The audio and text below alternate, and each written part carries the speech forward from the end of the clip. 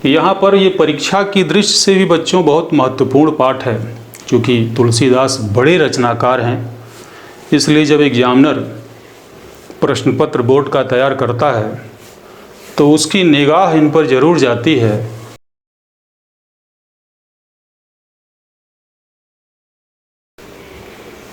तुलसीदास के कुछ छंद आज हम लोग पढ़ेंगे। तुलसीदास की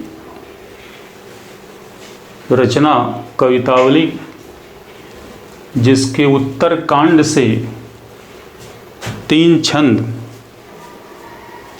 आपकी पाठ्य पुस्तक में संकलित किए गए हैं। चूँकि तुलसीदास पर मैं विशेष प्रकाश नहीं डाल रहा हूँ समय अभाव के कारण, और उसकी परीक्षा से कोई बहुत महत्व भी नहीं है, इसलिए सीधे उनके छंद पर ही आते हैं। पहला छंद जो है वो कवित्त छंद पर लिखा है, कवित्त छंद है। दूसरा भी कवित्त छंद होगा, और तीसरा जो इसमें पद है वो सवैया छंद में लिखा गया है। छंदों में मात्राओं की गणना होती है। इस पर छंद पर एक वीडियो मैं डालूंगा ताकि आपको छंदों के बारे में विशेष जानकारी प्राप्त हो जाएगी। यहाँ पर ये परीक्षा की दृष्टि से भी बच्चों बहुत महत्वपूर्ण पाठ है, क्योंकि तुलसीदास बड़े रचनाकार हैं।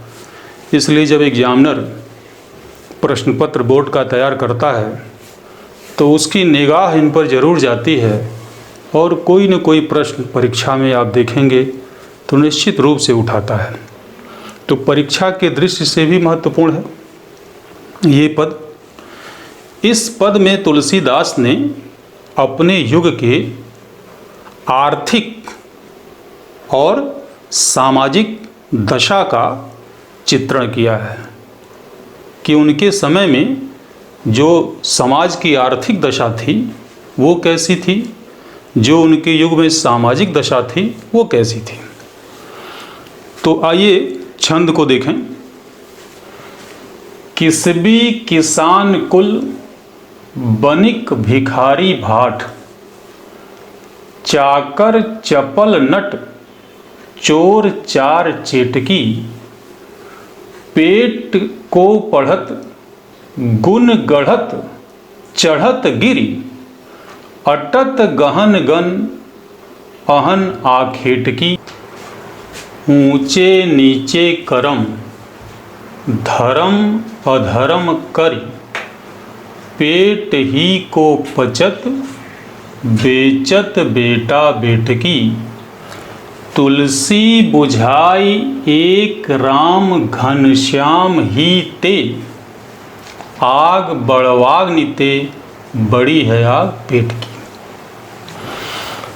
तुलसीदास इस छंद में अपने समय के युग के आर्थिक विषमता का वर्णन करते हुए कहते हैं कि किसबी मतलब मजदूर, श्रमिक, किसान कुल किसान परिवार के लोग, बनिक बनिया, भिखारी भिक्षा मांगकर जीवन यापन करने वाले लोग, भाट भाट एक तरह से चारण कवि को कहते हैं, चाकर चाकरी करने वाले यानी नौकर, चपल नट नट बाजीगरी दिखाने वाले नट लोग जो नट का काम करते हैं, चोर चोरी करके जीवन यापन करने वाले, चार दूत जैसे राजदूत होते हैं एम्बेसडर, चेटकी बाजीगर, ये सभी यानी उस समय के समाज में इतने तरह के लोग कैसे जीवन यापन करते थे। पेट को पढ़त, पेट को पढ़त यानी भरने के लिए, गुण गढ़त, गुण का मतलब गुण, कला, हुनर, गढ़त करते थे, चढ़त गिरी, गिर का मतलब पहाड़, पर्वत पर भी चढ़ने के लिए चढ़ जाते थे। यदि उनको इस बात की आशा हो कि हमको पेट भरने के लिए कुछ मिल जाएगा। ये क्या थी? विवशता थी, मजबूरी थी उस समय के समाज के लोगों की। अटत गहन गन, अटत का मतलब घूमते रहते थे, गहन गन घने जंगलों में, अहन शिकारी, आखेटकी आखेट करने के लिए यानी शिकार करने के लिए, शिकार करने के लिए शिकारी घने वनों में जंगलों में घूमते रहते थे। ऊंचे नीचे कर्म, ऊंचे नीचे कर्म करने के लिए भी विवश थे। ऊंचे नीचे कर्म यानी अच्छे और बुरे काम, धर्म अधर्म, धर्म अधर्म, सत्य या असत्य, या कह लीजिए न्याय या अन्याय के करी को भी करने के लिए लोग मजबूर थे। ये मजबूरी किस बात की थी? पेट को भरने की मजबूरी। पेट ही को पचत,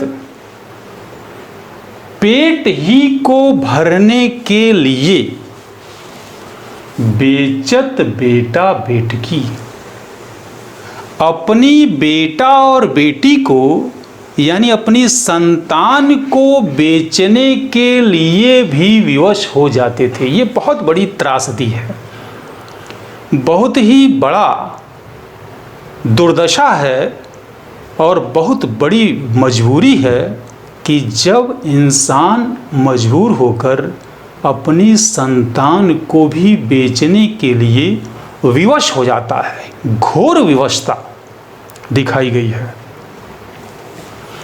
तुलसी बुझाई एक राम घनश्याम ही ते। तुलसीदास कहते हैं कि इस संकट को, इस विपत्ति को उनके युग में अगर कोई दूर कर सकता था, इस मुसीबत को कोई टाल सकता था, तो सिर्फ एक ही व्यक्ति था और वो थे घनश्याम रूपी राम।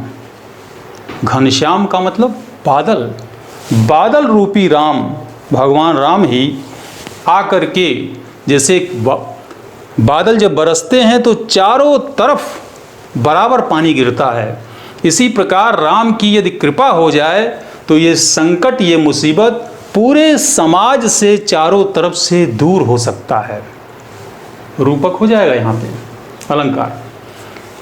तो तुलसीदास कहते हैं कि इस मुसीबत रूपी आग को, इस संकट रूपी आग को सिर्फ राम रूपी बादल ही बुझा सकते हैं और कोई भी संकट से समाज को दूर नहीं कर सकता है। आग बड़वाग्नि ते, ये आग जो है बड़वाग्नि, बड़वाग्नि कहते हैं समुद्र में लगने वाली आग से भी बड़ी है आग पेट की। समुद्र में, सागर में लगने वाली आग से भी बड़ी आग पेट की आग है और इस आग को सिर्फ और सिर्फ घनश्याम रूपी बादल ही बुझा सकते हैं और कोई उपाय इस आर्थिक संकट से तुलसीदास के युग में उभरने का नहीं दिखाई देता है। तो बच्चों, ये कवित्व छंद था। अब इसमें जो विशेष बातें हैं उन बातों को भी ध्यान रखना होगा कि अगर आपसे कोई पूछ दे कि तुलसीदास का ये जो छंद है कवितावली का किस भाषा में लिखा है, तो बच्चे ये जानते हैं कि तुलसीदास खाली अवधि में ही प्रमुख रूप से लिखते थे, लेकिन नहीं, कवितावली का ये छंद तुलसीदास ब्रज भाषा और अवधि दोनों में लिखे हैं। तो इसकी भाषा जो कवितावली की है, तीनों पदों की अगर आ जाएगा तो आपको बताना होगा कि ये ब्रज भाषा में उन्होंने लिखा है। जो काव्य सौंदर्य आता है, विशेषता आती है, उसको पद लालित्य भी कहते हैं। दूसरा, आप देख रहे हैं कि इसमें छंद है, छंद घनाक्षरी है, घनाक्षरी छंद का आप चरण लिख सकते हैं तीसरा आप देख रहे हैं कि आप बहुत छोटे से पढ़ते आ रहे होंगे, अलंकार की कितनी बढ़िया अनुप्रास की छटा इसमें दिखाई देती है, रूपक अलंकार इसमें है, और घोर आर्थिक विषमता और व्यक्ति की मजबूरी दिखाई गई है। किस लाइन में? बेचत बेटा बेटकी। इतनी दयनीय दशा समाज के लोगों की है कि लोग विवश होकर के अपनी संतान को भी बेचने पर मजबूर हैं। आप कल्पना कर सकते हैं कि तुलसीदास के युग में समाज की आर्थिक दशा कितनी कठिन और संकट में थी।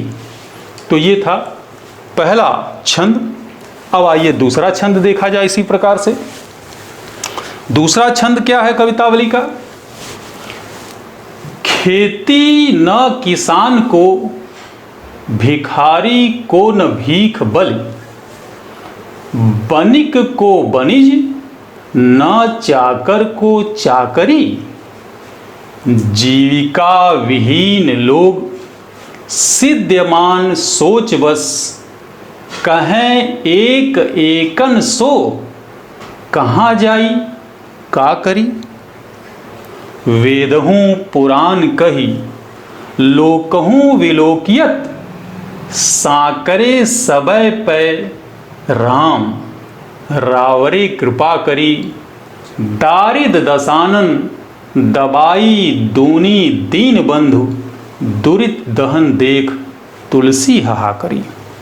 इसमें भी वही प्रसंग है, वही आर्थिक और सामाजिक संकट युग का, तुलसीदास के युग का दर्शाया गया है।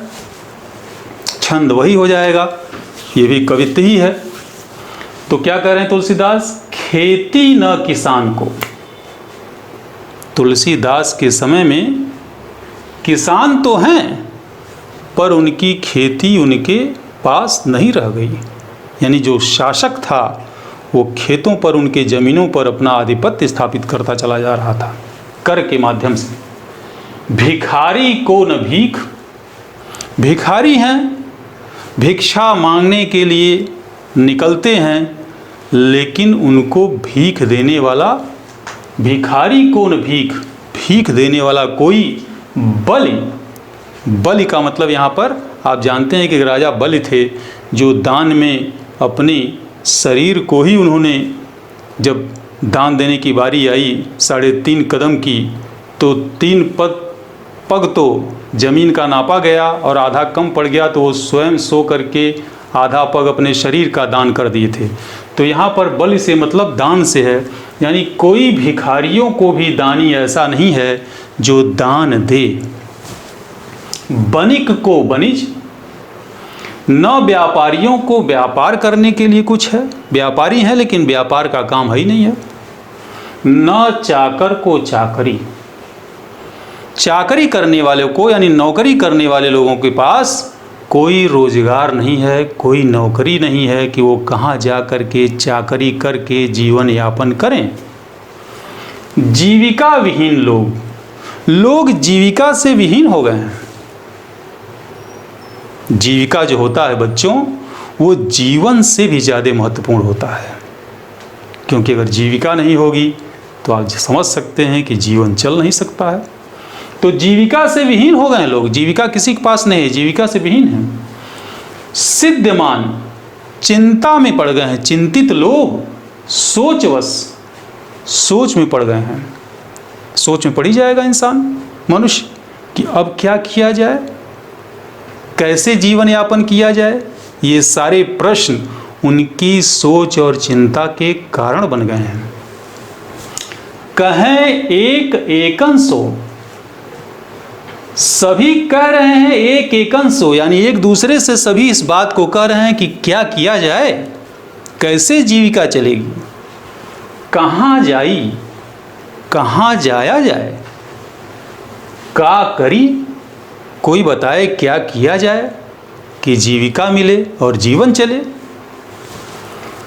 वेदहूँ पुराण कही, लोग कह रहे हैं आपस में कि वेदों में, जो 4 वेद हमारे हैं प्राचीन ग्रंथ, उसके बाद 18 पुराण, पुराण में, वेदों और पुराणों में कही यानी कहा गया है कि लोकहूँ विलोकियत, और लोगों में भी विलोक्यत का मतलब देखा गया है।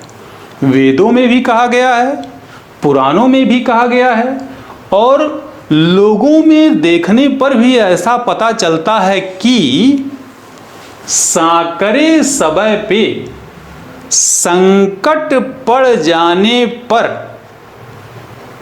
राम, विस्मयादि बोधक चिन्ह लगा हुआ है, यानी हे राम रावरे कृपा करी।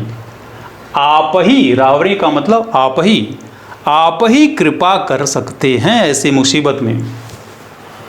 दारिद दशानन दवाई, दरिद्रता रूपी दशानन रूपक है, यानी जो दरिद्रता आई है हम लोगों पर, ये दरिद्रता उसी प्रकार से है जैसे रावण का हो, रावण रूपी राक्षस हो, और जैसे उस रावण रूपी राक्षस से त्राहि त्राहि मचा हुआ था चारों तरफ, वैसे ही इस दरिद्रता रूपी रावण ने भी पूरे समाज में त्राहि त्राहि मचा रखा है, यानी सभी लोग दरिद्र हो गए हैं।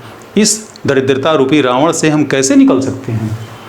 दवाई दूनी दीन बंधु, हे दीन दुखियों के बंधु अर्थात भगवान राम, हमको दरिद्रता रूपी रावण ने दबा लिया है, चारों तरफ से अपने फांस में ले लिया है। दुरित दहन देख, यह दरिद्रता की आग देखकर, जलती आग को देखकर तुलसी हाहा करी, तुलसीदास बिफर पड़ते हैं कि हे राम, ऐसी मुसीबत में हम सबको कौन छुटकारा दिलाएगा, सिर्फ आप ही दिला सकते हैं, हे दीन बंधु, हे राम, और कोई इस दरिद्रता से हमको दूर नहीं कर सकता है। तो इस छंद में ये बात था।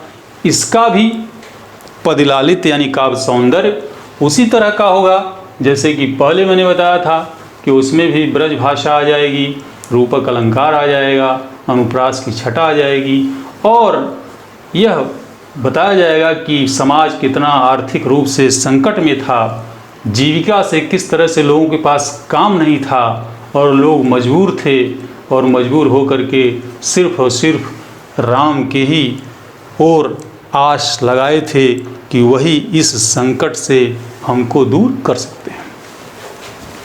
तीसरा छंद इसमें जो है और आखिरी छंद है आपके पाठ्य पुस्तक में।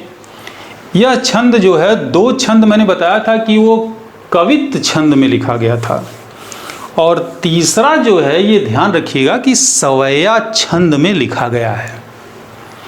इसमें तुलसीदास का आत्मसम्मान प्रकट हुआ है, क्योंकि आदमी कभी कभी जब समाज से ज़्यादा अपनी निंदा आलोचना बेवजह झेलता है तो उसका स्वाभिमान आत्मसम्मान जग जाता है, और उस आत्मसम्मान के जगने पर भी वह कुछ न कुछ कह बैठता है।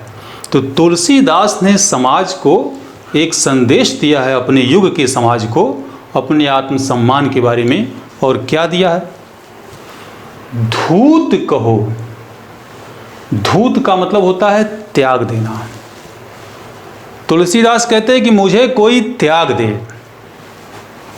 अवधूत कहो। अवधूत का मतलब होता है सन्यासी, या मुझे कोई सन्यासी कहे या त्यागा हुआ कहे। रजपूत कहो, या कोई मुझे राजपूत कहे। जुलाहा कहो को, या कोई चाहे तो मुझे जुलाहा कह दे। होता नहीं कि जैसे कभी कभी आदमी को, आज के समय में आप क्लास में पढ़ते होंगे तो कोई चिढ़ाने के लिए आपको कोई नाम से, तमाम लोग तमाम तरह के नाम से पुकारने लगते हैं और आपको चिढ़ाने लगते हैं, आलोचना करने लगते हैं। तो तुलसीदास भी कह रहे हैं कि मेरे भी तुम जो चाहे उपनाम रख दो, जिस नाम से चाहो मुझे बुलाओ, जिस नाम से चाहो मेरी निंदा या आलोचना करो, लेकिन मेरे ऊपर काहू की बेटी सो बेटा न ब्याहब। मैं किसी की बेटी से अपने बेटे की शादी करने नहीं जा रहा हूँ। ऐसी बात आदमी बहुत ही दुखी होकर के कहता है जब कोई उसका आवश्यकता से ज़्यादा निंदा होने लगती है। तो कहते हैं कि मुझे काहू की, किसी की बेटी सो, बेटी से, बेटा न का मतलब नहीं, ब्याहब का मतलब ब्याहना है, विवाह करना है, शादी करना है। मुझे किसी की बेटी से अपने बेटे का विवाह नहीं करना है।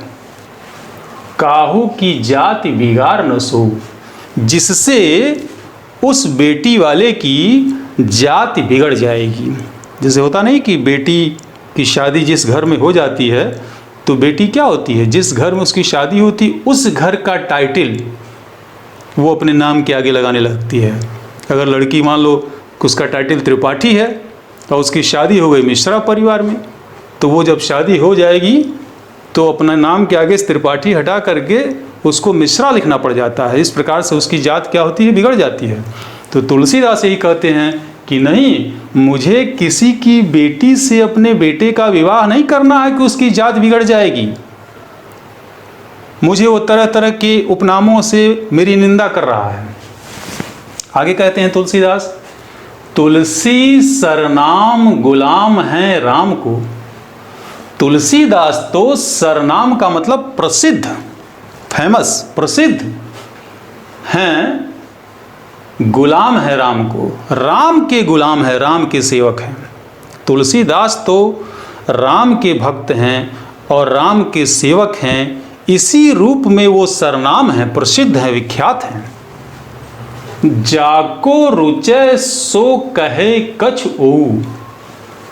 जाको यानी जिसको, रुचय का मतलब पसंद हो, सो वो, कहे कछ कुछ, ओऊ का मतलब जो कुछ, जिसको जो मन में पसंद हो वो मुझे कहे, मुझे इसकी कोई परवाह नहीं है।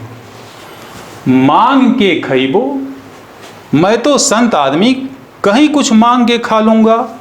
मस्जिद को सोइबो, कहीं मंदिर मस्जिद मिल जाए सो लूँगा। लेवे को एक न देवे को दो, न मुझे किसी से एक आना लेना है और न किसी को एक आना देना है। ये मुहावरा है कि किसी से न लेना न देना, तो फिर किसी से क्या मतलब रखना है। तो वही बात यहाँ पर कहते हैं कि न मुझे किसी से 1 रुपये लेना है, न किसी को 1 रुपये देना है, इसलिए मेरा किसी से कोई मतलब नहीं है। मुझे जो चाहे वो लोग कहें, मैं तो सिर्फ एक ही चीज़ के लिए प्रसिद्ध हूँ, विख्यात हूँ, और वो हूँ मैं राम का सेवक, और मुझे किसी चीज़ से इस दुनिया में कुछ लेना देना नहीं है। तो इसमें भी देखिए तीसरा छंद भी जो है, इसमें का भी जो पद लालित्य होगा या काव्य सौंदर्य होगा अगर आएगा, तो आप जो 9वां प्रश्न आता है तो उसमें क्या करेंगे। अगर पूछ दिया कि इसकी भाषा बताइए तो क्या बताएंगे, ब्रज भाषा।